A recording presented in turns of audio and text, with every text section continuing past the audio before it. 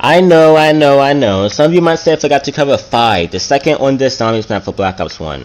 Well, I didn't. The thing is that not only have I played the map in almost 5 years, but I have no gameplay of the map, and I don't feel like it's stealing gameplay from another channel for an entire review. So I'll go over 5 briefly. 5 is set in the United States Pentagon, where a meeting between John F. Kennedy, Richard Nixon, Robert McNamara, and Castro is being held. Each of these guys actually existed and were powerful political figures. Anyways, a small zombie outbreak ensues, and since John F. Kennedy is probably the most badass president to grace the planet, he's already prepared and everyone arms up to fight to the death. The story is alright, but the map is way too claustrophobic and painful to play. You can check out a review of this map I did all the way back in 2015 and see in detail why I dislike the map, but warning, this is 11-year-old me, so he might not be as articulated in conveying his feelings as his awesome future counterpart, so be prepared to cringe. Anyways, it's sad that I couldn't do a full review on it, but unfortunately the map is gonna have to take a 2 out of 5, so yeah.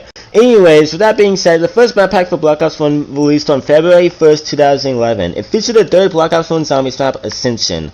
I've always had a weird relationship with Ascension, but it doesn't matter if it's weird. Is it a good or bad relationship? Well, let's find out. Please, help me. She's cold. The mechanism must be repaired.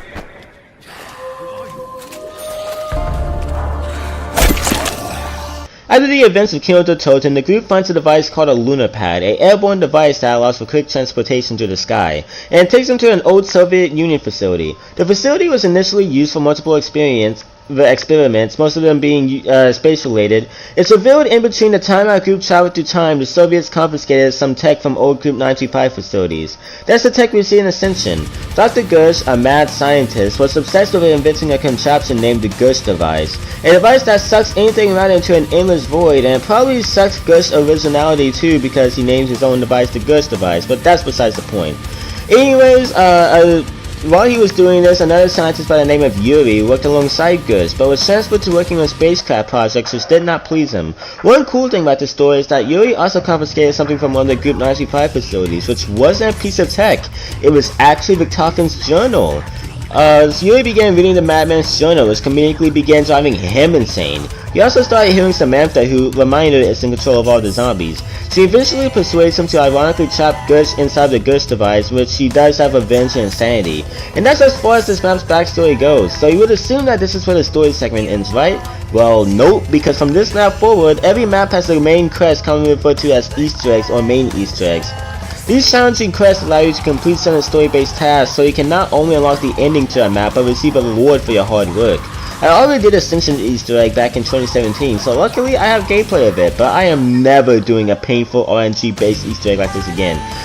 Basically, our 4 characters are Gersh trapped in the void, and we find out he's being tormented by Samantha, who found a way to reach him. He tells us we can free him by repairing some sort of techno-mechanism thingy. We do this by doing a painful Easter egg, and Gersh is eventually freed from the void, but due to reasons I can't explain since I later explain the story, Gersh can't return to his physical body, and he's forced to roam all space and time as a lonely, glowing ball. So happy ending! Anyways, that's the story of Ascension, and I like it. Yuri's corruption by Samantha is really interesting. Gersh being trapped in what is now a nameless void adds a really nice dynamic to the story, and all of the Soviets' astronomical work ties into real history in a satisfying way. This is obviously supposed to be a nod to the space race, which was a competition between the US and the Soviet Union to see who could be the first country to land on the moon. This competition lasted between 1955 and 1975 and was eventually won by the US. However, if the Soviet Union had the aid of Element 115, they'd probably be having a conversation with Yoda before the US could finish building the first rocket. So yeah, this map's contribution to the story is pretty lit. Who is turning off the power everywhere we go? Who's now taking the color? Who's doing this? Ascension's map layout is the perfect mixture of narrow halls and open training spots. If you get caught in a hallway on a high ground, you're a dead man. So as long as you know when it's safe to traverse through narrow halls and claustrophobic areas, you'll be good. And there's plenty of training spots to help you out.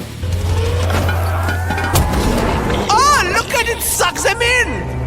Ascension has a few good innovations to touch on. First off, there's multiple lunar pads around the map that you can use to travel across the map quicker. It's pretty useful if someone is down and you need a way to quickly get to someone.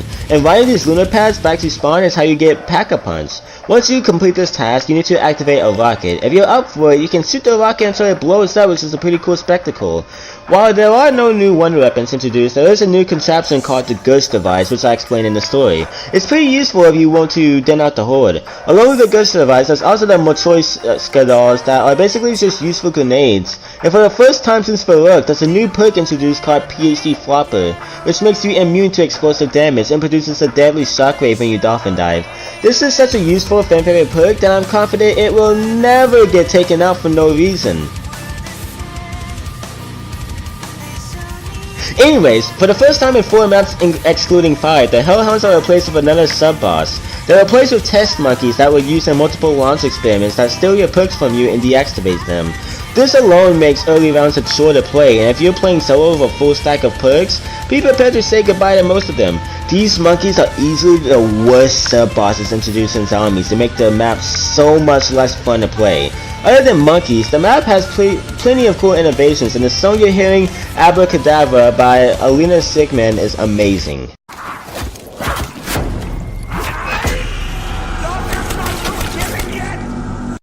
This map should be fairly easy to experience zombie players. If you're careful inside the main building and you utilize the training spots to the best of your ability, you should be more than fine, especially if you have a thunder gun.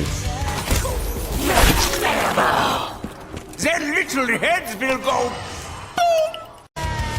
I like Ascension. The story is unique and introduces a lot of cool concepts to the overall plot of COD Zombies. The map is fair with how generous it is when it comes to spacious areas, and the Ghost Device and Lunar Pads were a nice addition, and the map is fair with its difficulty. So everything is fine and the map gets a 5 out of 5, right? Wrong!